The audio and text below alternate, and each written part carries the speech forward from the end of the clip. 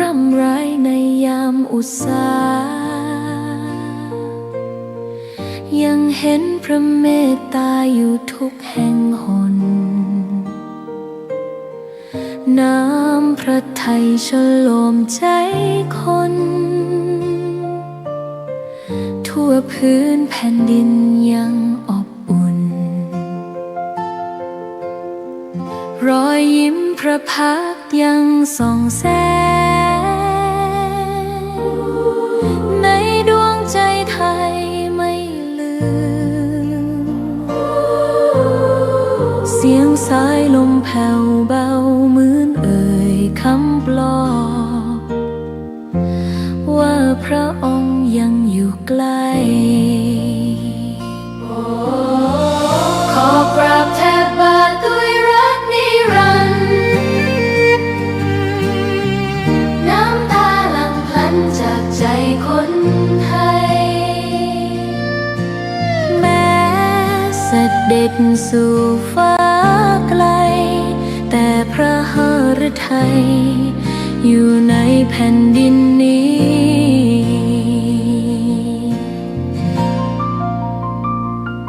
สวนดอกไม้ยังบานดังวันเก่าราวกับเจ้าดอกไม้รู้ว่าพระองค์จากไปแต่กลิ่นหอมยังพัดผ่านใจให้ระลึกถึงพระเมตตาแผ่นดินนี้ยังส่องสว่างด้วยพระคุณอันยิ่งใหญ่ขอเดินตามรอยเท้าแห่งพระแม่ไปด้วยศรัทธาไม่เสื่อมคลายขอกราบแทบบาทด้วยรักนิรันดร์น้ำตาหลั่งพลันจากใจคนไทยแม้เสด็จสู่ฟ้าไกลแต่พระหฤทัยอยู่ในแผ่นดินนี้ดวงใจไทยทุกดวงขอพักดีขอถวายรักนี้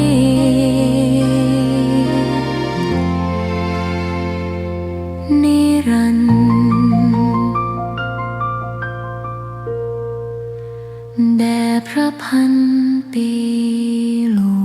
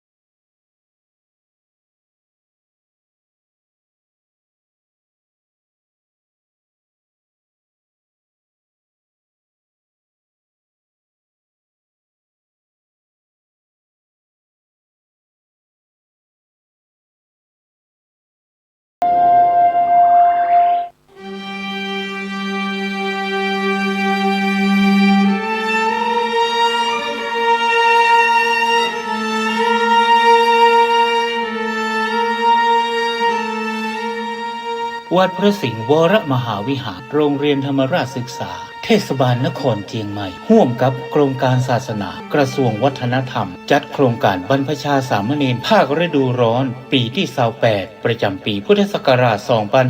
2569น้อมอุทิศถวายเป็นพระราชกุศลแด่สมเด็จพระนางเจ้าสิริกิติ์พระบรมราชินีนาถพระบรมราชชนนีพันปีหลวงเฉลิมพระเกียรติสมเด็จพระกนิษฐาธิราชเจ้ากรมสมเด็จพระเทพรัตนราชสุดาสยามบรมราชกุมารีในวโรกาสเจริญพระชนมายุ71 พรรษาณวัดพระสิงห์วรมหาวิหารตำบลพระสิงห์อำเภอเมืองจังหวัดเชียงใหม่วันที่2ถึง13เมษายนพุทธศักราช2569วันพุธที่1เมษายนเวลา 14 นาฬิกาเชิญร่วมพิธีปลงผมณอาคารเรืองวิสุทธิ์โรงเรียนธรรมราชศึกษาวันพฤหัสบดีที่2เมษายนเวลา 8 นาฬิกาขอเชิญร่วมพิธีบรรพชาเป็นสามเณรณพระวิหารหลวงวัดพระสิงห์วรมหาวิหารร่วมเป็นเจ้าภาพบรรพชาสามเณรรูปละ 1,500 บาทหรือถ้าเป็นเจ้าภาพภัตตาหารน้ำปานะถวายสามเณรภาคฤดูร้อนทุกรูปติดต่อสอบถามรายละเอียดเพิ่มเติมได้ที่พระครูปริยัติกิจจาภิวัตรโทรศัพท์0892642485หรือบริจาคสมทบทุนได้ที่ธนาคารกรุงไทยชื่อบัญชีโรงเรียนธรรมราชศึกษาเลขที่บัญชี 5400138 ได้ตั้งแต่วันนี้เป็นต้นไป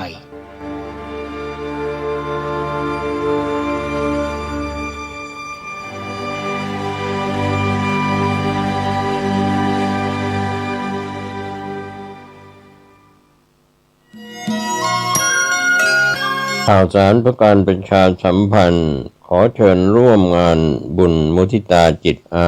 ยุวัฒนมงคลพระครูวินัยธรนันทวัฒน์อิสระยาโนผู้ช่วยเจ้าวาดวัดดอนตันอำเภอแม่ริมจังหวัดเชียงใหม่ฉลองสมโภชครบรอบวัดดอนตัน288 ปีรับเป็นเจ้าภาพโรงทานเจ้าภาพจตุปัจจัยทายธรรมถวายสังฆทานรวมไปถึงถวายโรงศพติดต่อสอบถาม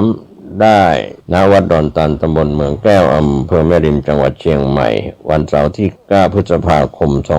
2569ได้บุญได้กุศลได้ความดีโดยทั่วหน้ากัน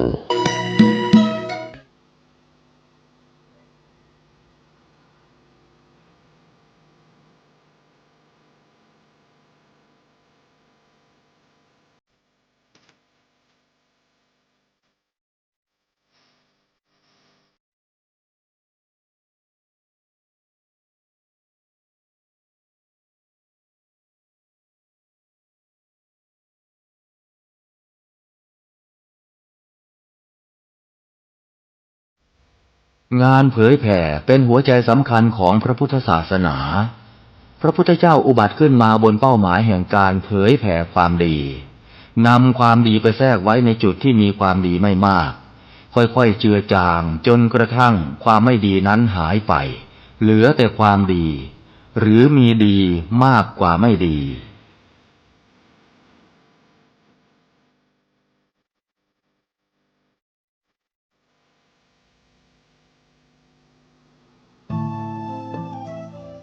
ท่านกำลังติดตามรับฟังสถานีวิทยุกระจายเสียงพระพุทธศาสนาแห่งชาติและสังคมคลื่นเพื่อการศึกษาพระพุทธศาสนาและวัฒนธรรมระบบ FM 104.5 เมกะเฮิรตซ์รายการต่อไปเป็นรายการคดีโลกคดีธรรม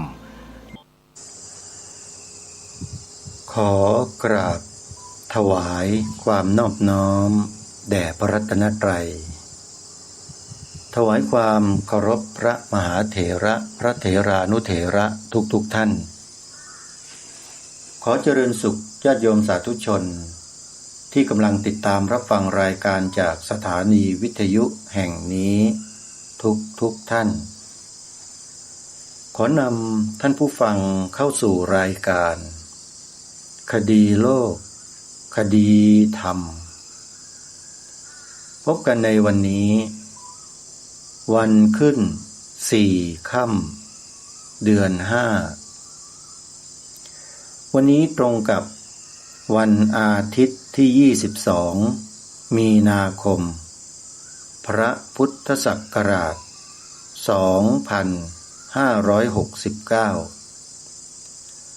ายการคดีโลกคดีธรรมมาพบกับสาธุชนเป็นประจำทุกวันทางสถานีวิทยุแห่งนี้ท่านสามารถดาวน์โหลดแอปพลิเคชันเพื่อติดตามรับฟังรายการนี้ได้ทุกวันวันหนึ่งฟังได้ถึง6 เวลาแอปพลิเคชันชื่อว่าวิทยุพุทธศาสนาทั่วไทยโทรศัพท์มือถือที่สามารถดาวน์โหลดได้นั้นต้องเป็นระบบ Android เท่านั้นท่านผู้ฟังระบบ iOS ไม่สามารถดาวน์โหลดแอปพลิเคชันนี้ได้เพราะเข้ากันไม่ได้ใครที่มีโทรศัพท์ Samsung หัวเว่ย Oppo Xiaomi Sony อะไรพวกนี้ดาวน์โหลดได้ขอเชิญทุกท่านนะดาวน์โหลดเก็บเอาไว้สถานีวิทยุพระพุทธศาสนาที่ญาติโยมจะหาฟังกันเนี่ยยากนะโยมหมุนวิทยุไปคลื่นไหนก็มีแต่รายการอื่นๆเต็มไปหมดมีแต่โฆษณาชวนเชื่อเต็มไปหมดแต่ที่จะปูทางบุญทางกุศลทางสวรรค์ทางนิพพานให้โยมเนี่ยหาแทบไม่เจอในหน้าปัดของวิทยุเพราะฉะนั้นครูบาอาจารย์ท่านเห็นว่าญาติโยมจะลำบากในการค้นหาสถานีวิทยุก็เลยจัดทำแอปพลิเคชันให้มันทันต่อยุคต่อสมัยขึ้นมาแล้วก็ประกาศบอกญาติโยมว่าญาติโยมเอ้ยบัดนี้อาตมาภาพพัฒนาแอปพลิเคชันให้ญาติโยมกันแล้วนะญาติโยมดาวน์โหลดกันไว้นะโยมมีสถานีวิทยุตั้ง40 กว่าสถานีโยมดาวน์โหลดไว้แล้วก็จะได้ฟังทั้ง40 สถานีได้เลยมีคลื่นวัดป่าจริยธรรมสาธุเรดิโออยู่ข้างบนเลยเด้อโยมพูดเสียงเหน่อเขาสักหน่อยโยมคือครูบาอาจารย์ท่านทำแอปพลิเคชันนี้ขึ้นมาเนี่ยก็เพื่อจะพัฒนางานด้านการเผยแผ่พระพุทธศาสนาให้มันทันต่อสถานการณ์ด้วยเพราะสถานีวิทยุของพระเราเนี่ยที่ออกอากาศอยู่ภาคพื้นดินที่ตั้งอยู่ตามวัดต่างๆเนี่ยนะโยมนะถูกปิดไป400 กว่าสถานีแล้วไม่ใช่น้อยๆเลยนะโยมทั้งที่เปิดธรรมะให้ความรู้แก่มวลมนุษยชาติแต่ถูกปิดก็อย่างที่เหตุผลที่กล่าวไปเมื่อวานนี้แหละใครที่ฟังรายการก็จะได้ยินจะไม่กล่าวซ้ำเพราะเดี๋ยวกล่าวซ้ำมากๆเข้าเดี๋ยวพวกมารมันไม่พอใจอาตมาก็ขี้เกียจที่จะไปวุ่นวายกับพวกมารพวกนี้เสียเวลาโยมปล่อยก็เถอะนะเราก็มาทำหน้าที่ของเรานี่แหละเพราะฉะนั้นในวันนี้ทางรายการเตรียมคลิปของอาจารย์ยักษ์เอาไว้แล้วเมื่อวานนี้ว่าจะเปิดก็ไม่ได้เปิดให้โยมฟังอีกแล้วก็จะได้มาสรุปความสำคัญให้พวกเราได้รับรู้รับทราบร่วมกันด้วยเป็นการย้ำพวกเรากันว่าเราควรจะเดินกันไปในทางใดแบบไหนยังไงแล้วมันจะเป็นไปได้ไหม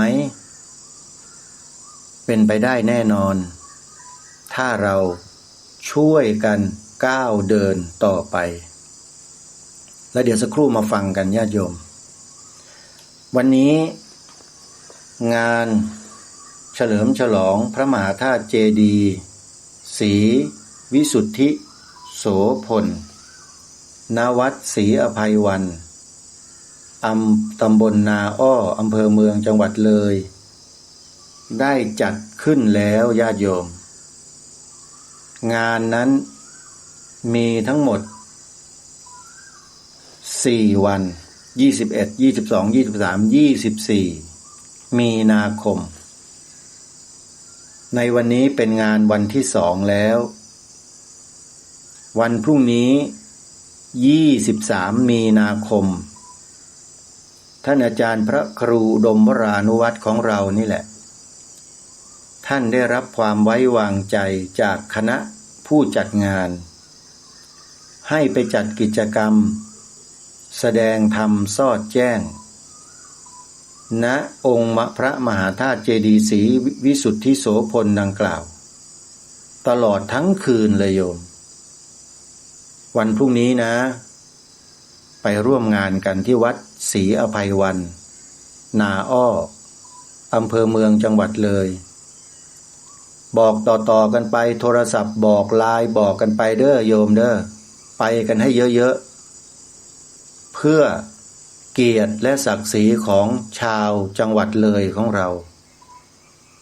อาตมาภาพอยู่ไกลแสนไกลยังไปเลยโยมและโยมจะไม่ไปได้ง่ายใช่ไหมไปกันหน่อยนะโยมนะงานฉลองพระมหาธาตุเจดีย์แบบเนี้ยเคยพูดให้โยมฟังเมื่อ2 วันที่แล้วว่าเป็นสิ่งที่เกิดได้ยากนะโยมแล้วถ้าเกิดขึ้นสักครั้งหนึ่งเนี่ยชีวิตเรานะถ้าได้มีโอกาสไปร่วมงานร่วมกิจกรรมเขาโดยเฉพาะไปเทศไปฟังเทศสอดแจ้งเนี่ยโอ้โหมันเป็นประวัติศาสตร์ของจังหวัดเลยนะโยมเนี่ยอันนี้พูดจริงๆนะโยมไม่ใช่โม้นะพระมหาธาตุเจดีย์หรือเจดีย์องค์สำคัญเนี่ยของจังหวัดนั้นๆนะไม่ใช่จะเกิดขึ้นได้ง่ายแล้วเมื่อสร้างเสร็จอะไรเสร็จงานเฉลิมฉลองนี่แหละจะเป็นเครื่องชี้เครื่องบอกประกาศประชาสัมพันธ์ให้โลกได้รู้ว่าองค์พระเจดีย์สำคัญองค์นี้สำเร็จแล้วด้วยน้ำมือฝีมือด้วยใจแรงศรัทธาของบรรดาประชาชนทั้งหลายทั้งปวงร่วมกันสร้างแล้วประชาชนที่ร่วมกันสร้างเนี่ยไม่ได้มีโอกาสมานั่งเฉลิมฉลองอย่างพวกเรากันนะพวกเรานี่โชคดีมากเลยรู้ไหมที่ได้มีโอกาสมาร่วมงานเฉลิมฉลองพระมหาธาตุเจดีย์ดังกล่าวเพราะฉะนั้นในวันที่23พรุ่งนี้โยมเทศสอดแจ้งร่วมกันที่วัดศรีอภัยวันนะโยมไปร่วมบุญกันนะชาวจังหวัดเลยทุกท่านทุกคนแล้วก็ไปทำบุญกันนะแจ้งให้กับทุกท่านได้ทราบสำหรับสวนป่าสามัคคีธรรมของอาตมาช่างได้เข้ามาดำเนินการวางแปลนในการก่อสร้างบนพื้นดินเมื่อวันที่21มีนาคมโยมขออภัยเมื่อวันที่20ที่ผ่านมาวันศุกร์แล้วก็ได้เริ่มขุดหลุมเพื่อที่จะ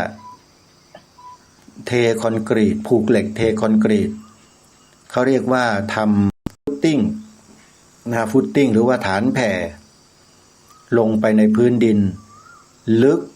1.5 เมตรกว้าง1.5 เมตรนะฮะแล้วก็จะยกเสาสูงขึ้นจากพื้น5 เมตรผูกเหล็กขึ้นไปตอนนี้สวนป่าได้สั่งวัสดุซึ่งเป็นเหล็กเส้นแล้วก็อุปกรณ์ก่อสร้างต่างๆเนี่ยเข้ามาแล้วช่างมาส่งในวันพรุ่งนี้23มีนาคมช่างจะมาส่งของอาตมาภาพก็มาอยู่ที่วัดศรีอภัยวันซะแล้วโยมทิ้งงานสร้างศาลาเพิ่งจะก่อร่างเริ่มงานขึ้นมางานเจดีย์เพราะว่าสำคัญมากจะต้องมาญาติโยม แล้วต้องมาช่วยอาจารย์พระครูดมวรานุวัตรในการจัดงานครั้งนี้เช่นกันเดี๋ยวศาลาค่อยกลับไปดูไม่เป็นไรยังมีเวลาอีกหลายวันเป็นเดือนที่จะต้องสร้างแต่งานเฉลิมฉลองพระมหาธาตุเจดีย์ศรีโสพลเนี่ยมีครั้งเดียวเท่านั้นโยมถ้าอาตมาภาพไม่มานี่เสียดายมากจึงต้องไปช่วยงานพระครูดมรานุวัตร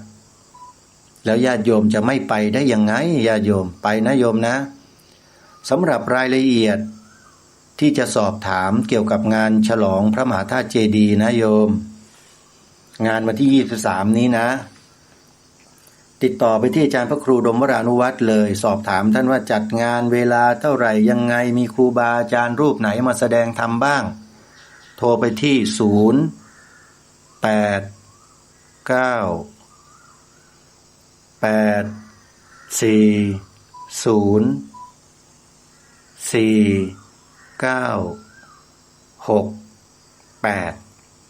อันนี้เป็นหมายเลขโทรศัพท์ของพระครูดมวรานุวัตรนะแต่ถ้าใครจะร่วมทำบุญหรือสอบถามรายละเอียดอื่นๆเกี่ยวกับพระมหาธาตุเจดีย์ศรีวิสุทธิโสพลโดยตรงกับคณะกรรมการผู้จัดสร้างและผู้เกี่ยวข้องโทรไปที่2หมายเลขนี้นะหรือ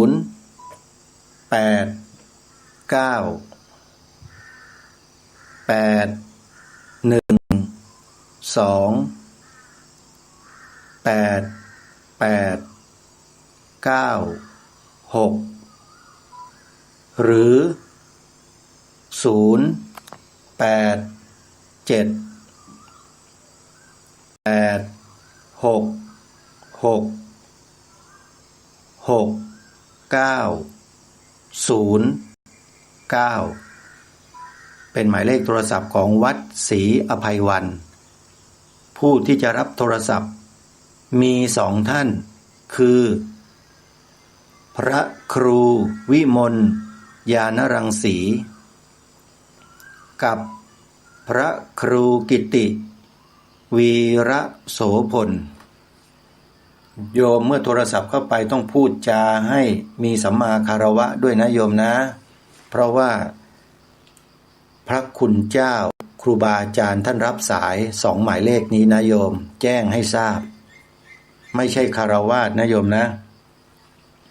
ก็ไปร่วมงานกัน21 24ถึง24มีนาคมงานฉลองพระมหาธาตุเจดีย์วิสุทธิโสพล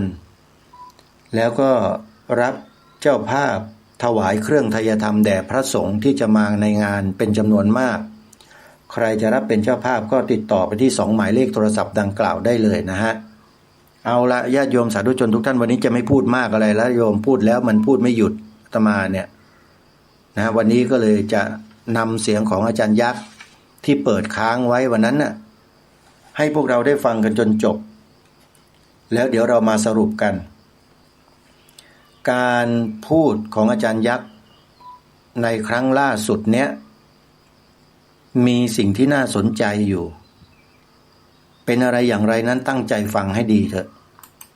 แล้วเดี๋ยวเรามาสรุปตอนท้ายด้วยกันไปติดตามรับฟังพร้อมๆกันได้นะบัดนี้การเป็นข้าราชการปกติจนเกษียณก็ได้ถูกไหมไม่จำเป็นต้องไปลาออกเพื่อมาทำโคกหนองนาเพื่อมาทำศาสตร์พระราชาให้เป็นรูปธรรมอย่างทุกวันเนี้ยทำไมอาจารย์ยอมทุ่มทั้งชีวิตเพื่อที่จะสนองให้เป็นรูปธรรมสนองพระราชดำรัสให้เป็นรูปธรรมขึ้นมาอะไรคือมันก็เริ่มจากอยากไปทำนะอยากไปทำถวายเพราะเราคิดว่าเกิดมาชาติหนึ่งเด็กบ้านนอกอย่างเราเนี่ยเรียนไม่แต่มันต้องทุ่มถึงขนาดต้องลาออกจากงานเลยเหรอครับอาจารย์ใช่เพราะมันไม่สำเร็จคือถ้าไม่ทุ่มขนาดนี้มันไม่สำเร็จมันก็จะสำเร็จแบบเป็นเปเปอร์นึกออกไหมผมทำงานถวายเนี่ยผมฟังพระดำริครั้งแรกนี่เราตีความผิดคือฟังพระดำริทุกกุ้งมาก็มอบให้รับผิดชอบไปเขียนแผนลงเขียนแผนพัฒนาพื้นที่10,000 กว่าไร่ให้เป็นศูนย์ศึกษาการพัฒนาต้นแบบเลยเนี่ยแล้วผมรับผิดชอบทั้งภาคกลาง มี3 ศูนย์ศึกษาการพัฒนาภาคกลางมีทั้งตะวันตกมีทั้งตะวันออกใช่ไหมครับแล้วมีภาคกลางมีตะวันตกมีตะวันออกฉะเชิงเทราแห่งหนึ่งเพชรบุรีแห่งหนึ่งแล้วก็จันทบุรีชายฝั่งทะเลแห่งหนึ่งพื้นที่กับวัฒนธรรมมันแตกต่างเมื่อมันแตกต่างรูปแบบและวิธีการและปรัชญารูปแบบวิธีการในการพัฒนาทฤษฎีนี้ต้องแตกต่างแต่เราลอกของฝรั่งมาทฤษฎีเดียวใช้มันหมดทั้งประเทศบนดอยลูกเอาเขาลูกบ้านนอกอย่างผมหรือลูกมหาเศรษฐีลูกศาสตราจารย์ใช้โมเดลเดียวกันมันไม่ได้อันนี้คือไอเดียของพระองค์ท่านพอผมฟังแล้วผมก็เก็ตถูกผิดผมยังไม่รู้นะแต่ผมเก็ตผมรู้สึกมันต้องมีโมเดลต้องมีทฤษฎีใหม่ๆขึ้นมาอย่างน้อยภาคเหนือสัก2-3 ทฤษฎี5 ทฤษฎีภาคเหนือมันไม่ได้เหมือนกันทั้งภาคนะอีสานนี่อารยธรรมมันหลากหลายมันอีสานนี่ต้องมีหลายทฤษฎีการพัฒนาใต้อีกภาษายังไม่เหมือนกันเลยวิถีชีวิตกินมันยังกินไม่เหมือนกันเลยบางอย่างเรากินไม่ได้ผมฟังอาจารย์นี้รู้สึกว่าพระองค์ท่านละเอียดอ่อนเนาะก็แน่นอนนี่ความเป็นนักทฤษฎีผมว่าท่านเป็นนักทฤษฎีการพัฒนาdevelopment theory ท่านเป็นนักวิจัยเรียกว่านักวิจัยเชิงคุณภาพผมเรียนวิจัยมาเนี่ยนักวิจัยเชิงคุณภาพเพื่อสร้างทฤษฎีให้มันเหมาะคนให้มันเหมาะกับภูมิประเทศให้มันเหมาะกับอารยธรรมประเทศนี้มีอารยธรรมนะครับไม่ใช่ประเทศที่ไปแย่งดินแดนเขามาแล้วก็มาเพิ่งปกครองประเทศได้200 กว่าประเทศไม่อยากเอ่ยชื่อทำไปแย่งดินแดนเขามาแต่เราไม่ใช่เรามีอารยธรรมที่นี่แล้วรวมกันเอาละก็มีการตีกันมีการแย่งกันไปแย่งกันมาแน่นอนมันก็เป็นเรื่องธรรมดาของมนุษย์ก็แย่งกันเป็นใหญ่แต่ไม่ใช่รีธาทับข้ามทะเลแล้วไปยึดแล้วไปฆ่าเขาตายหมดเนี่ยมันไม่ใช่ของเรามันเกิดแบบมีอารยธรรมมาก่อนอารยธรรมถิ่นเนี่ยพบว่า 3-4 พันปีจีนไม่ยอมบอกมันจะมาเก่ากว่าจีนไม่ได้ยกทีมาทั้งโลกเรามาดูเอาลดราคาลงคือ3,000 ปีเพราะมันเอามาวิจัยทางวิทยาศาสตร์ว่ายุ่งยืนขนาดนี้เลยอะไรทำที่นี่ก็ผัดกันไปผัดกันมาเพราะนั้นพระเจ้าแผ่นดินพระองค์นี้เพิ่งศึกษาแม้กระทั่งประวัติพระองค์ท่านเองท่านเป็นคนมาจากไหนกันแน่มาจากจีนไหมแซ่อะไรท่านศึกษาขนาดนั้นแล้วเมืองไทยมันควรจะพัฒนาแบบไหนสุดท้ายมันก็เกิดความหลากหลายภายใต้ปรัชญาที่ไม่เหมือนกับคอมมิวนิสต์ทั้งโลกคอมมิวนิสต์ทั้งโลกก็ต้องมีลูกกี่ก๊กใช่ไหมเลนินก็ก๊กหนึ่งสตาลินก็อีกก๊กหนึ่งอันนั้นก็เป็นเจ้าทฤษฎีคอมมิวนิสต์อันนั้นก็รอบ2 รอบแรกมาจากเยอรมันจับมือกับฝรั่งเศสสร้างทฤษฎีการพัฒนาขึ้นทั้งทฤษฎีเศรษฐกิจทั้งทฤษฎีการเมืองทั้งทฤษฎีสังคมทั้งทฤษฎีการศึกษามาอยู่ภายใต้กรอบคิดของเขาในขณะที่พวกนักล่าอาณานิคมก็สร้างทฤษฎีเสรีเรียกร้องเสรีภาพคือเสรีภาพของกูไงที่จะไปยึดพวกมึงเสรีภาพเรียกร้องเสรีภาพประเทศเหล่านี้พวกมึงต้องให้เสรีภาพแก่คนคุณจะไปเอาที่ดินไปเป็นของรัฐอย่างเดียวไม่ได้ต้องให้ประชาชนว่าแล้วส่งประชาชนมายึดที่ดินไปหมดคนไทยเลยไม่มีที่ดินทำกินเนี่ยนี่คือตัวอย่างถ้าก็อยากมีทฤษฎีการพัฒนา development theory ที่ประชาชนในประเทศนี้ท่านที่เปรียบเป็นเสมือนลูกของท่านทุกคนไอ้ลูกคนรวยชอบรังแกน้องมันก็ต้องลงโทษลูกคนรวยนะไอ้ลูกคนโตแข็งแรงชอบรังแกน้องคนจนทั้งเลยไปช่วยน้องเป็นหลักคนยากคนจนคนการศึกษาน้อยด้อยโอกาสไม่ว่าจะอยู่ห่างไกลแค่ไหนทั้งเสด็จพระเนินไปช่วยเถอะนั่นเนี่ยเป็นหน้าที่เราแล้วพอไปช่วยไอ้ศึกษาการพัฒนาเราทำแล้วทำอีกทำแล้วทำอีกอันนั้นหันไปใช้ใครท่านก็หันไปใช้ข้าราชการข้าราชการมันอยู่ภายใต้บังคับบัญชากษัตริย์หรืออยู่ภายใต้บังคับบัญชาของอธิบดีหรือนักการเมืองก็อยู่ภายใต้บังคับบัญชานักการเมืองเขาดูแล้วขัดผลประโยชน์เขาขอย้ายอธิบดีคนนี้เขาท่าใช่ไหมรับใช้พระมหากษัตริย์ดีมากกูย้ายมึงไปอำนาจมันอยู่ที่การเมืองอยู่ที่ประชาธิปไตยท่านก็เลยต้องตั้งศูนย์ทำวิจัยกันเองและผมก็พบว่า ไอ้หมอเนี่ยกว่าจะพูดกว่าจะเข้าใจศรัทธาแนวทางที่ท่านให้ศึกษาวิจัย อันนี้คืองานศึกษาการพัฒนาไม่ใช่วิจัยด้วยนะเป็นศึกษาการพัฒนาพอทำท่าจะเข้าใจเขาย้ายไปแล้วเขาต้องไปเป็นใหญ่เป็นโตที่อื่นสุดท้ายมันไม่สำเร็จ นี่ใช่ไหมคือเพราะอาจารย์รู้สึกอย่างนี้อาจารย์ก็เลยต้องลาออกมาลุยเองอย่างนี้ใช่ไหม ตอนแรกไม่กล้าแอบมาทำก่อนที่นี่11 ปีนะครับแอบมาทำแต่มันคือมาทำเฉพาะเสาร์อาทิตย์แล้วก็ทิ้งกลับไปทำงานมาบางทีบางเสาร์อาที่ก็มาไม่ได้ทิ้งกลับมาดูทีตายหมด11 ปีล้มเหลวผมก็เลิกก็ดีไหมหันไปเอาดีทางราชการแต่ผมก็เติบโตนะผมว่าคนแข่งกับผมยากเหมือนกันนะถ้ามันจะแย่งเป็นปลัดกระทรวงกันก็พอถูกพอลุ้นหรือจะไปทำธุรกิจเอารวยกับพอลุ้นนะครับแต่ผมมันคาใจนึกออกมา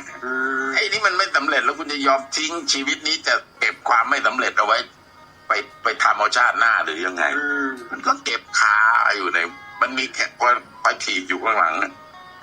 มันก็คาก็มาทำสุดท้ายก็ฟังเพลงยุทธศาสตร์ยิ่งใหญ่ความสร้างไอ้เด็กทุบหม้อข้าวเข้าตีแล้วว่าออก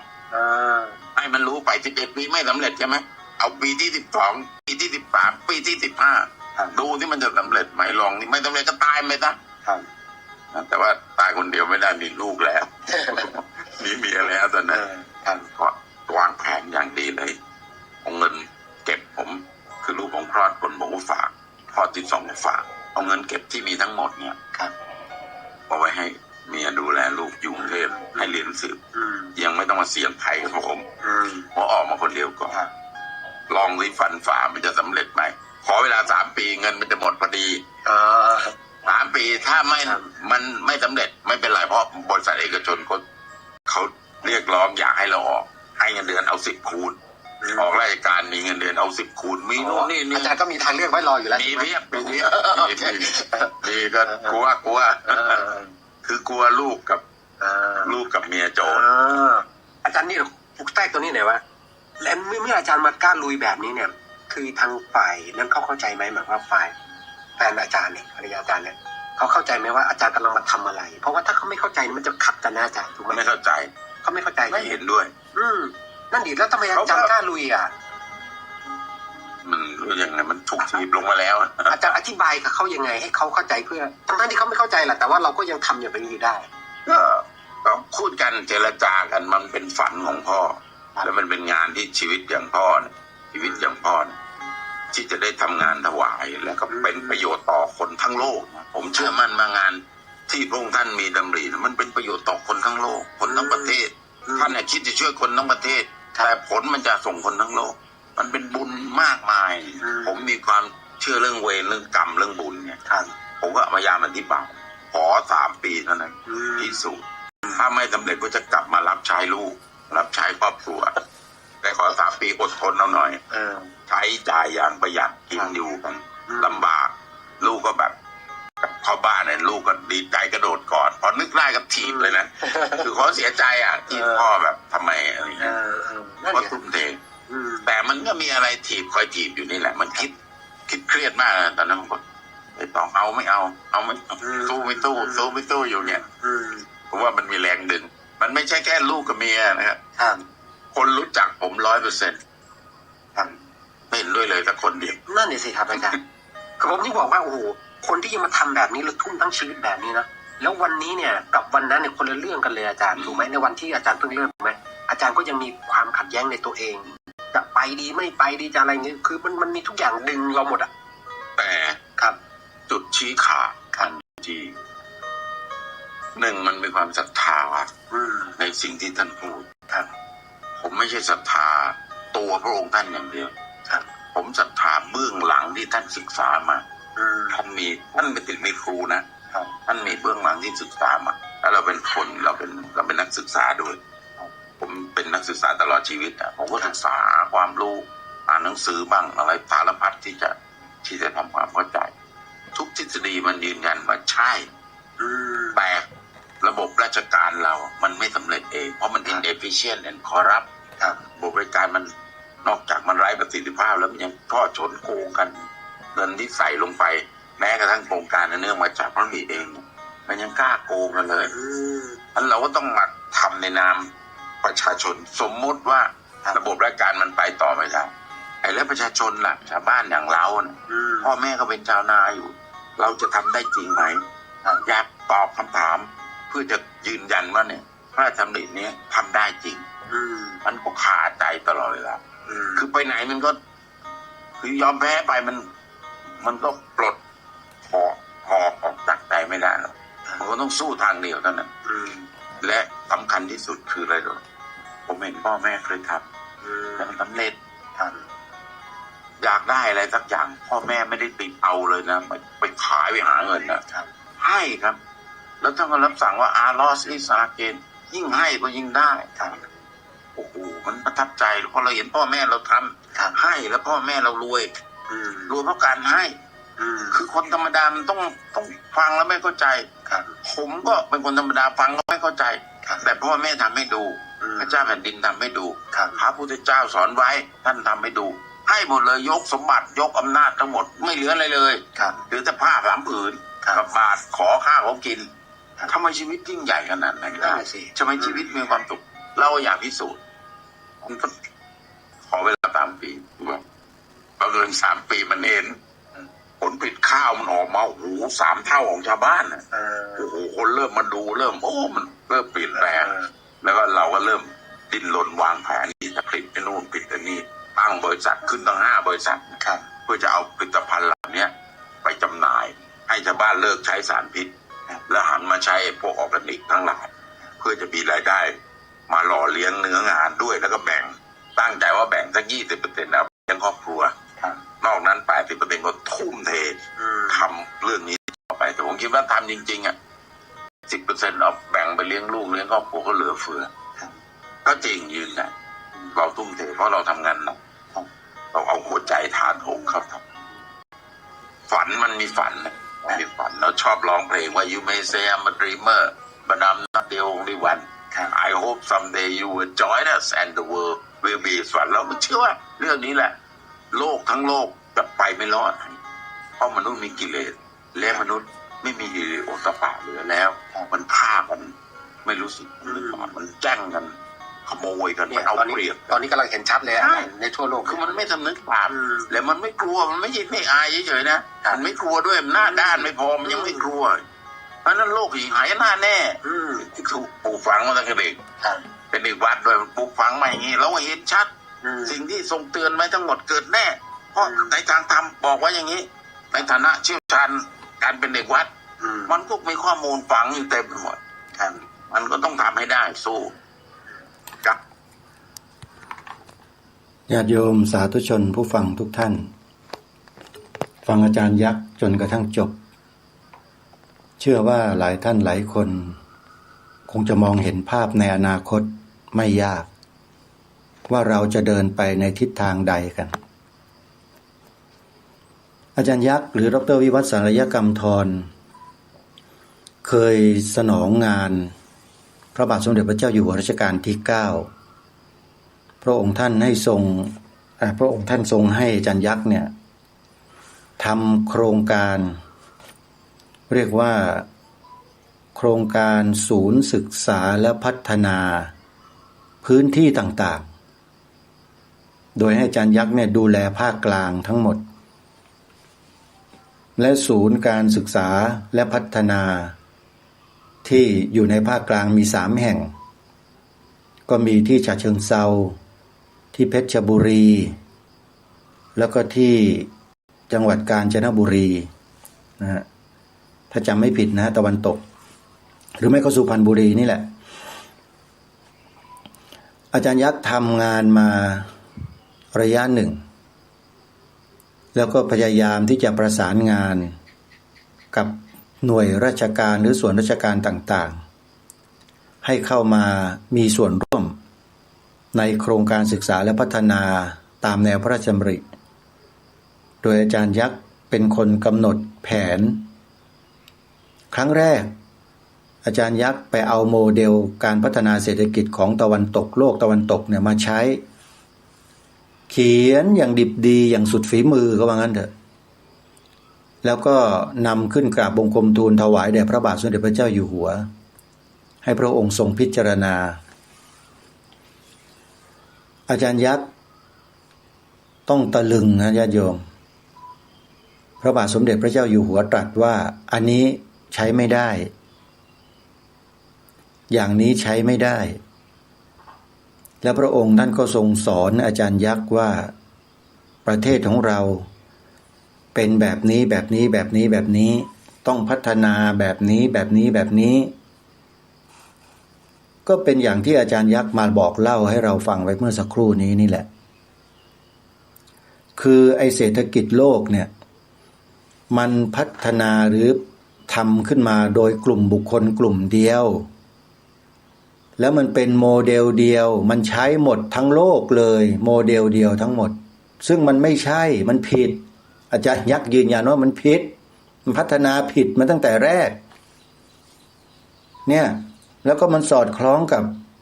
คำเทศนาของพระอาจารย์สมภพโชติปัญโยเป๊ะเลยโยมอาจารย์สมภพพระอาจารย์สมภพนี่ไม่ธรรมดานะท่านปัญญาระดับเรียกว่าเป็นอสังขาริกก็ว่าได้นะประสบการณ์ท่านเยอะด้วยปรากฏว่าเมื่ออาจารย์ยักษ์มาศึกษาพิจารณาอีกครั้งหนึ่งตามพระราชดำรัสของพระบาทสมเด็จพระเจ้าอยู่หัวก็มาเกิดปิ๊งขึ้นมาคือปัญญาเกิดทันทีเลยแล้วก็มาดำเนินการพัฒนาหรือว่าเขียนแผนในการพัฒนาด้านเศรษฐกิจใหม่อีกครั้งหนึ่งโดยยึดหลักของอารยธรรมความเชื่อและวิถีชีวิตของกลุ่มคนในแต่ละพื้นที่เนี่ยมันมีความแตกต่างและหลากหลายกันแล้วก็ให้พัฒนาไปตามรูปแบบที่มันมีอยู่นั่นแหละอย่าไปทำลายวัฒนธรรมประเพณีวิถีชีวิตความเชื่อต่างๆที่ก็มีอยู่รักษาไว้แล้วให้นำเอาสิ่งที่เราจะพัฒนาเนี่ยเข้าไปปรับให้มันเข้ากันได้กับเขาปรากฏว่าสำเร็จนะฮะทำได้แล้วเป็นที่พอพระราชฤทัยของพระบาทสมเด็จพระเจ้าอยู่หัวด้วยอาจารย์ยักษ์ก็เลยต้องทำหน้าที่อยู่ในศูนย์ศึกษาและพัฒนาในพื้นที่ต่างๆซึ่งเป็นโครงการตามแนวพระราชดำริเพราะฉะนั้นอาจารย์ยักษ์นี่คือคนที่มีประสบการณ์และความรู้ในเรื่องนี้ตัวเต็งตัวจ๋าเลยว่างั้นเถอะเมื่อกี้นี้ผู้สัมภาษณ์ถามดร.วิวัฒน์หรืออาจารย์ยักษ์ว่าถามจริงเถอะทำไมถึงต้องลาออกด้วยจากข้าราชการทั้งที่อนาคตนั้นมีความเจริญก้าวหน้าอย่างแน่นอนจะต้องเป็นใหญ่เป็นโตเป็นอะไรต่อมีอะไรอาจารย์ยักษ์ก็ยังพูดเองเลยว่าตำแหน่งปลัดกระทรวงเนี่ยสำหรับแกเนี่ยเป็นของที่ไม่ยากนะสูสีนะพูดง่ายๆว่าทำได้แต่สุดท้ายแกก็ลาออกไม่รับอะไรเลยแล้วก็มาอยู่ที่มาบเอื้องบ้านเกิดแกเนี่ยซึ่งก่อนหน้านั้นก่อนจะลาออกเนี่ยแกมาแอบทำอยู่วันเสาร์อาทิตย์นะมาลองปลูกลองทำตามที่พระเจ้าอยู่หัวพระองค์ท่านทรงมีแนวพระราชดำริไว้เกี่ยวกับเรื่องของเศรษฐกิจพอเพียงทำเกษตรอินทรีย์ปลอดสารอะไรพวกเนี้ยแกบอกว่า11 ปีที่แกเที่ยวไปเที่ยวมาทำอยู่ที่มาบเอื้องเนี่ยมันไม่สำเร็จปรากฏว่า2 วันแกกลับมารดน้ำต้นไม้อีก5 วันแกไปทำงานราชการที่ตนเองยังทำอยู่พอกลับมาอีกอาทิตย์ต่อมาปรากฏว่าต้นไม้มันตายอาตมาก็ให้นึกถึงตัวเองเนี่ยที่สวนป่าสามัคคีธรรมของอาตมาโยมอาตมาไม่ใช่มาทุกอาทิตย์นะโยมเดือนหนึ่ง2 เดือนมาครั้งหนึ่งโยมว่าต้นไม้เหลือไหมแล้วที่ดินแห้งๆแบบเนี้ยแห้งแล้งเนี่ยไม่มีคนช่วยดูแลแล้วตายหมดไม่มีเหลือและที่ผ่านมาที่มันอยู่รอดมาได้ต้นไม้เนี่ยเพราะต้องจ้างคนมาทำนะโยมถึงจะมาดูแลให้นี่คือสิ่งที่มันเกิดขึ้นจริงอาตมาพูดโกหกไม่เป็นโยมแล้วถ้าไม่มีเงินค่าจ้างงานมันก็ไม่เดินไม่มีใครมาทำให้ต้นไม้ก็จะตายอาตมามาอยู่ที่สวนป่าเพื่อจะมาดูแลเรื่องการสร้างศาลาปฏิบัติธรรมเนี่ย จึงมีโอกาสได้รดน้ำต้นไม้ที่ปลูกเอาไว้หลายต้นเกือบตายพอรดน้ำให้มันแทงยอดออกมาดีๆใจแทบตายเลยโยมต้นไม้แทงยอดออกมาทีนี้ก็ต้องประคบประหงมคอยดูแลแล้วนี่คือสภาพที่เป็นมาของอาจารย์ยักษ์ในลักษณะเนี้ยคือ11ปีแกมาทดลองทำอะไรไม่สำเร็จจากนั้นก็เลยตัดสินใจลาออกก่อนจะลาออกก็คุยกันกับภรรยาครอบครัวเมื่อกี้นี้อาจารย์ยักษ์ถูกถามว่าแล้วภรรยาคิดยังไงอาจารย์มาแบบนี้อย่างเงี้ยเขาเห็นด้วยไหมอะไรไหมอาจารย์ยักษ์สายหน้าไม่เห็นด้วยโดยประการทั้งปวงแม้แต่คนที่รู้จักกัน100%เนี่ยรู้จักกันนะทั้ง100%ก็ไม่เห็นด้วยกับที่อาจารย์ยักษ์มาทำแบบนี้คือความคิดเนี่ยสวนทางหมดเลยอาจารย์ยักษ์ก็เลยต้องลาออกแล้วมาทำอย่างเต็มตัวที่มาบเอื้องนะศูนย์กสิกรรมธรรมชาติทุกวันนี้แหละอยู่ที่ตำบลหนองบอนแดงอำเภอบ้านบึงจังหวัดชลบุรีอาตมาภาพเพิ่งจะพูดคุยพบกับอาจารย์ยักษ์แล้วก็สัมภาษณ์แกมาหมาดเมื่อวันที่15มีนาคมพระพุทธศักราช2569ที่ผ่านมานี่เองญาติโยมสัมภาษณ์อาจารย์ยักษ์ก็ย้ำแล้วย้ำอีกว่าโลกมันวิกฤตแล้วนะแล้วถ้าเรายังย่ำอยู่กับที่ยังไม่ยอมเปลี่ยนแปลงตัวเองให้มาเดินตามรอยเบื้องพระยุคลบาทของพระบาทสมเด็จพระเจ้าอยู่หัวตามแนวทางเศรษฐกิจพอเพียงต่างๆเนี่ยเราจะพากันไปไม่รอด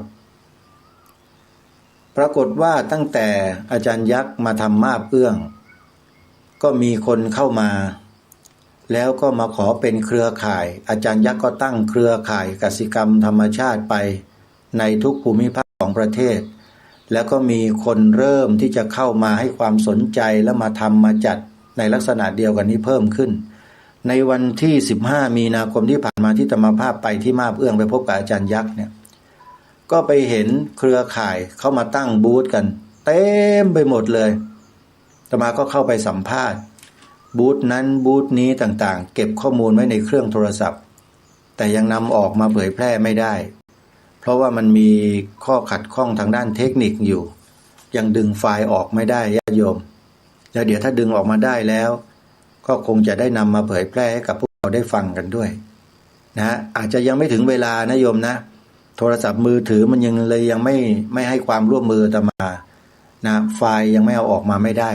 เดี๋ยวได้หาวิธีต่อไปแล้วกันแล้วเมื่อนำออกมาได้เมื่อไหร่ก็จะมาเปิดให้ฟังกันว่าอาตมาสัมภาษณ์นะสุขศาลานะเป็นสุขศาลาที่อาจารย์ยักษ์ได้ตั้งขึ้นที่มาบเอื้องล่าสุดคือจะสร้างโรงพยาบาลแพทย์แผนไทยขึ้นมาสร้างบุคลากรที่เป็นแพทย์แผนไทยที่ถูกต้องตามกฎหมายขึ้นมาแล้วก็จะให้มาศึกษามาเรียนรู้นะสิ่งที่เป็นสมุนไพรไทยนี่แหละมารักษาโรคโดยที่ไม่ต้องไปพึ่งยาสารเคมีของพวกตะวันตกที่เขาขายยาให้เรากินจนร่ำรวยมีเศรษฐกิจดีแต่ว่าทิ้งภูมิปัญญาของบรรพบุรุษของเราเองอาจารย์ยักษ์จะฟื้นฟูตรงนี้ขึ้นมานะอันนี้เป็นสิ่งที่รอมานานแล้วรอใครต่อใครส่วนราชการอะไรจะทำไม่ได้สักทีก็อย่างที่อาจารย์ยักษ์พูดพอจะให้ส่วนราชการเข้ามาสนับสนุนมาอะไรต่างๆเนี่ยเรียกว่าไม่สำเร็จเพราะข้าราชการไทยระบบราชการไทยเป็นอย่างนั้นอย่างนั้นอย่างนั้นอาจารย์ยักษ์ก็พูดอยู่ในคลิปนะโยมลองย้อนไปฟังดูแล้วกันท่านไม่พึ่งทีนี้ท่านทำไงท่านบอกว่านี่แหละไอ้ประชาชนอย่างเรานี่แหละคนธรรมดานี่แหละสำคัญที่สุดถ้าดึงเอาใจของประชาชนมาศรัทธาได้ทุกอย่างจบนี่แหละคือสิ่งที่เป็นอุปสรรคใหญ่ว่าจะทำยังไงให้ประชาชนมีศรัทธาเพราะประชาชนเองก็ไปศรัทธาในสิ่งที่ข้าราชการและนักการเมืองเขาโฆษณาชวนเชื่ออยู่ทุกวัน สื่อโฆษณาชวนเชื่อของข้าราชการและนักการเมืองคือสื่อแบบไหนประเภทไหนทุกคนก็คงจะทราบใช่ไหมอาตมาภาพจึงพูดกับพวกเรามาโดยตลอดไงว่าตำแหน่งใหญ่ๆโตๆในโลกใบนี้เขาใช้เงินซื้อกันได้หรือไม่ซื้อไปเพื่อทำไปเพื่ออันนี้พวกเราคิดว่าน่าจะคิดกันออกและเข้าใจกันได้ไม่ยากทางรายการจึงไม่สนใจคนที่มีตำแหน่งอำนาจหน้าที่ใหญ่โตไม่เชื่อเลยว่าจะแก้ปัญหาที่ทางรายการพูดมาโดยตลอดได้คือการบิดเบือนความหมายธงชาติพวกนี้ไม่แก้เผลอๆจะเป็นคนทำเสียเองด้วยซ้ำอันนี้สันนิษฐานนะครับไม่ได้กล่าวหานะสันนิษฐานว่าน่าจะมีส่วนเกี่ยวข้องด้วยซ้ำอันนี้ทำยังไงแก้ปัญหาก็มาบอกกับประชาชนไงให้พวกเรานี่แหละมาถือไว้รักษาไว้สืบสารกันต่อไว้พระราชปณิธานขององค์พระมหากษัตริย์พระราชดำรัสก็ดีพระบรมราโชวาทพระราชปณิธานพระราชนิพนธ์ทางรายการย้ำมาโดยตลอดว่าถ้าพวกเราประชาชนไม่ยืนหยัดก็จะไม่มีใครเหลืออยู่แล้วในประเทศนี้ที่จะยืนหยัดในสิ่งที่บรรพชนเราสืบสารรักษาต่อยอดมาได้เพราะฉะนั้นประชาชนนี่แหละที่จะทำให้ประเทศนี้รอดได้ไม่ใช่นักการเมืองและข้าราชการอันนี้อาตมาพูดตามอาจารย์ยักษ์เพราะอาจารย์ยักษ์ไม่มีความเชื่อมั่นในระบบการเมืองและระบบข้าราชการไทยอีกแล้วแนวคิดนี้ไปตรงกับใครรู้ไหมเนี่ยศาสตราจารย์ด็อกเตอร์เกรียงศักดิ์เจริญวงศ์ศักดิ์หรืออาจารย์แดนประธานสถาบันการสร้างชาติอาตมาภาพก็เป็นสมาชิกอยู่ในนั้นเป็นนักศึกษาที่จบหลักสูตรของสถาบันนี้ด้วยฉะนั้นแนวคิดเดียวกันเลยแล้วก็อีกหนึ่งสถาบันที่อาตมามีส่วนเกี่ยวข้องอยู่และเป็นนักศึกษาจบหลักสูตรก็คือสถาบัน GTO Academy แนวคิดเดียวกันเหมือนกันคนเหล่านี้เขาไม่สนใจระบบราชการและการเมืองแล้วเขาปลีกตัวออกมาตั้งองค์กรของเขาขึ้นมาอิสระแล้วเข้ามาให้ความรู้แก่ประชาชนดึงประชาชนกลับมาจากสิ่งที่เขาทิ้งไปมาช้านานเพื่อมาดำเนินในแนวทางที่ถูกต้องร่วมกัน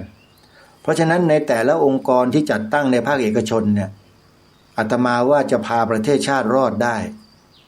ถ้าประชาชนมีศรัทธาต่อองค์กรเหล่านี้แต่ต้องดูให้ดีด้วยนะถ้าอาตมาแนะนำแล้วใช้ได้หมดโยม 1. องค์กรศูนย์กสิกรรมธรรมชาติมาบเอื้องของอาจารย์ยักษ์ 2. สถาบันการสร้างชาติของอาจารย์แดน 3. สถาบัน GTO Academy ศาสตร์แห่งความสุขและความสำเร็จของอาจารย์ด็อกเตอร์ดรันเตชะโสพลวณิชนี่คือ3ส่วนที่อาตมาภาพเข้าไปเกี่ยวข้องและดำเนินการสนับสนุนแนวคิดนี่คือสิ่งที่บอกกับพวกเราทุกท่านทุกคนให้ทราบนะครับครูบาอาจารย์ที่เคารพครับผมเป็นบุคคลที่สนใจไขว่หาความรู้ที่มันอยู่นอกตำราในตำราเนี่ยผมเรียนและศึกษามาพอสมควรแล้วอย่างอาจารย์ยักษ์จบความรู้ด้านเศรษฐกิจเศรษฐศาสตร์จากต่างประเทศกลับมาเมืองไทยมาทำหน้าที่เขียนแผนในการพัฒนาเรื่องนั้นเรื่องนี้เรื่องโน้นต่างๆตามที่ชาวตะวันตกเขาใส่สมองมานั่นแหละแล้วก็เชื่อว่านักเศรษฐศาสตร์ทั่วโลกทั้งประเทศไทยเราด้วยก็ถูกใส่ข้อมูลในสมองมาแบบเดียวกันหมดพิมพ์เดียวกันหมดเลยอาจารย์ยักษ์ถึงพูดว่าโมเดลเดียวพัฒนาเศรษฐกิจของโลกเนี่ยมันมีโมเดลเดียว คนเฒ่าคนแก่คนรวยเศรษฐีคนจนคนยากนักการเมืองต้องพัฒนาตามรูปแบบของเขาอย่างเดียวหมดแต่พระบาทสมเด็จพระเจ้าอยู่หัวรัชกาลที่ 9ไม่ทรงคิดเช่นนั้นทรงพัฒนาตามรูปแบบของชุมชนที่อยู่อาศัยกันในพื้นที่ที่มีวัฒนธรรมแตกต่างหลากหลายแต่ให้ไปจุดหมายเดียวกันโยมฟังคำนี้ให้ดีนะแตกต่างหลากหลายแต่จุดหมายเดียวกันลองฟังอาจารย์ยักษ์หลายๆรอบแล้วญาติโยมจะมองเห็นภาพชัดเจนนี่คือสิ่งที่พระบาทสมเด็จพระเจ้าอยู่หัวรัชกาลที่ 9ทรงฝากไว้ให้แก่พวกเราทุกคนอาตมาภาพเก็ตปิ๊งเดียตรงนี้มาตั้งแต่เริ่มสร้างสวนป่าสามัคคีธรรมแล้วฟังอาจารย์ยักษ์ได้เสวนากันกับกลุ่มคณะของท่านในหัวข้อเรื่องเงินทองเป็นของมายาข้าวปลาสิของจริงแนวคิดนี้เป็นความจริงท่านผู้ฟังอาตมาภาพนึกถึงองค์กรหนึ่งที่เขาจัดตั้งขึ้นมาแปลกแยกไปจากองค์กรคณะของเราเนี่ยแนวคิดเหล่านี้คนเหล่านี้เขามีมานานแล้วเขาก็ทำได้ประสบความสำเร็จอย่างงดงามแต่มันติดอยู่นิดเดียวเท่านั้นเองว่าไอ้ทิฏฐิมานะของเขาเนี่ยเขาไม่ยอมละมันก็เลยเป็นปัญหาในสังคมอยู่ทุกวันนี้ไม่เป็นที่ยอมรับพูดง่ายๆของคนทั่วไป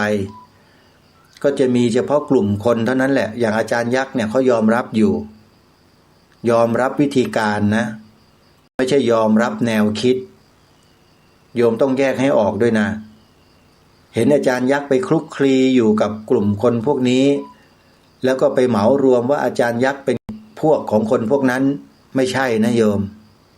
อาจารย์ยักษ์แกเป็นเอกเทศใครก็ได้ที่มีแนวคิดแนวทางในลักษณะเดียวกันเนี่ยแนวทางที่องค์พระบาทสมเด็จพระเจ้าอยู่หัวได้ทรงพระราชทานไว้ให้เนี่ยเศรษฐกิจพอเพียงเนี่ยนะอาจารย์ยักษ์ถือว่าเป็นพวกเดียวกันหมดอาจารย์ยักษ์จะไม่เข้าไปยุ่งเกี่ยวกับทิฏฐิความเชื่อความศรัทธาวัฒนธรรมประเพณีของเขาเหล่านั้นให้เขาสืบไปรักษาของเขาไปไม่ว่าจะเป็นคอมมิวนิสต์เก่าที่เรียกว่าผู้พัฒนาชาติไทยก็มาร่วมเป็นเครือข่ายอาจารย์ยักษ์ไม่ว่าจะเป็นสันติอโศกธรรมอโศกก็เข้ามาร่วมเป็นเครือข่ายอาจารย์ยักษ์ไม่ว่าจะเป็นกลุ่มนู้นกลุ่มนี้กลุ่มอารยะอะไรต่างๆอยู่ทางภาคเหนือลำปางเนี่ยอาตมาก็ไปสัมภาษณ์เขาด้วยก็อยู่ในกลุ่มอาจารย์ยักษ์มันมีความแตกต่างหลากหลายแต่มีเป้าหมายและจุดหมายเดียวกันอันนี้ถือว่าเดินไปกันได้จะไม่ก้าวก่ายเรื่องวิธีการความเชื่อศรัทธานี่อย่าไปยุ่งอย่าไปพูดเรื่องพวกนั้นจบถ้าเอาเรื่องนั้นไปใส่แล้วมันทะเลาะกันตายเรื่องแนวคิดเรื่องทิฏฐิความเชื่อเนี่ยอย่าไปยุ่งกันคือปล่อยไปเลยแต่ว่าพูดถึงเรื่องของการพัฒนาด้านเศรษฐกิจพอเพียงเนี่ยนะมารวมกันให้ได้เพื่อมาสร้างแหล่งผลิตอาหารที่มันบริสุทธิ์สะอาด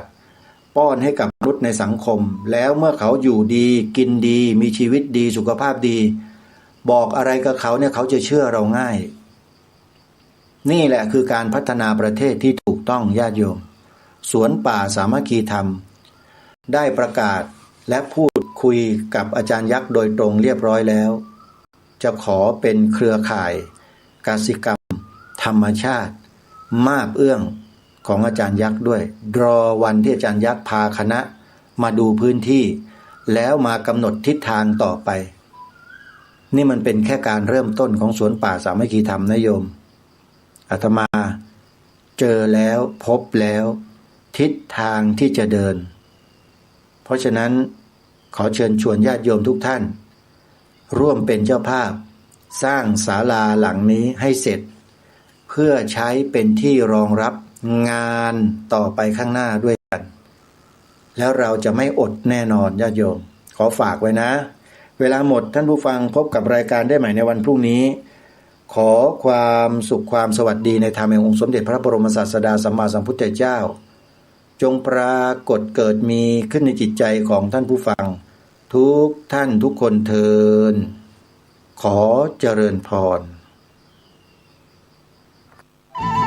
ที่จบไปแล้วนั้นเป็นรายการคดีโลกคดีธรรมดำเนิน